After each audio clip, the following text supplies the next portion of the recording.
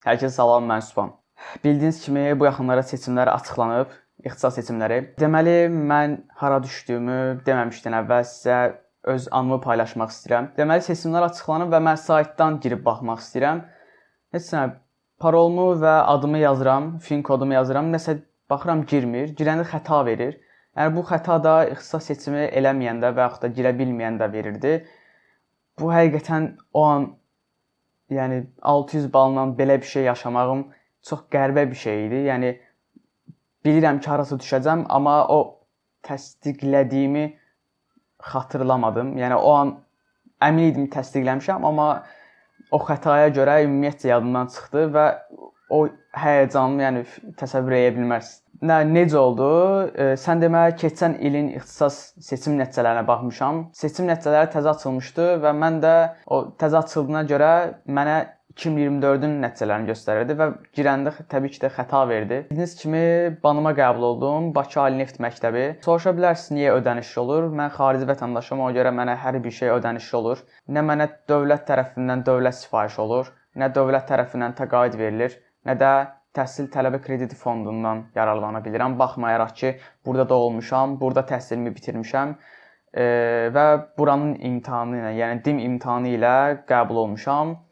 Buna görə də təəssüf ki, heç bir şeydən yararlana bilmirəm. Sadəcə vətəndaşlığım bura deyil.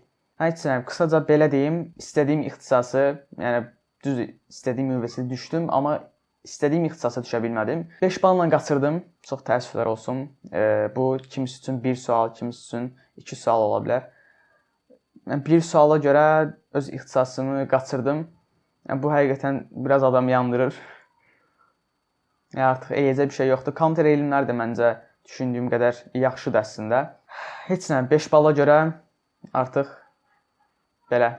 İndi deyə bilərsiniz ki, yəni niyə ixtisas seçimində öz ixtisasını seçmədin ayrı universitetdə. Çünki banımda ayrı ixtisas oxumaq digər universitetlərdə öz ixtisasımı oxumaqdan daha yaxşıdır. Yəni oranın onsuz da təhsilini araşdırmış birisi və yaxud da eşitmiş birisi bilir. Oradan onsuz avtomatik olaraq hər kəs 600-dən yuxarı olduğu üçün, yəni hər kəs müəyyən qədər disiplinli çalışmış olur. Ona görə də o banımda müəyyən bir qrup yaradarkən istər-istəməz həmişə qabağa gedirsən və bu da sənin üçün həyatında müsbət cəhətdir. Onsuz da seçimim az idi, ödənişli mən ancaq ödənişli seçə bilirəm, ödənişli seçə bilmirəm vətəndaşlığıma görə. Avtomatik sistem özündə qoymur bunu. Əgər xarici vətəndaşlardan mənə sual vermək istəyən varsa verə bilər, yəni mənim kimi, mənim vəziyyətimdə olanlardan. Bir də universitet araşdırmalarımdan sizə bəhs eləyə bilərəm. Gələcək videolarda hansı universitetləri necə araşdırdım, necə əlaqə saxladım. Deməli, mənim üçün ən yaxşı universitetlərdən, yəni 4 dənə düşünürəm ki, ən yaxşı universitet var idi. Yəni biri Banım, ADA, UNEK, Adunsu, bir də Xəzər ola bilərdi, yəni 5 dənəsində. ADA onsuz da ödənişli olur, o biraz geri plandaydı. Banım kifayət qədər ADA nəzərən yaxşı idi. Getdim Banımla üzbəüz əlaqə saxladım. Nəticələrdən də bu ixtisas seçimi eləməmişdən əvvəl də bir çox müraciət eləmişdim və üzbəüz də görüşdüm. UNEK-ə də getdim, oranı da gəzdim. Adunsuya da getdim, Xəzərə də getdim. Həmin universitetlərdə təhsil alan bir neçə tələbələrlə də əlaqə saxladım.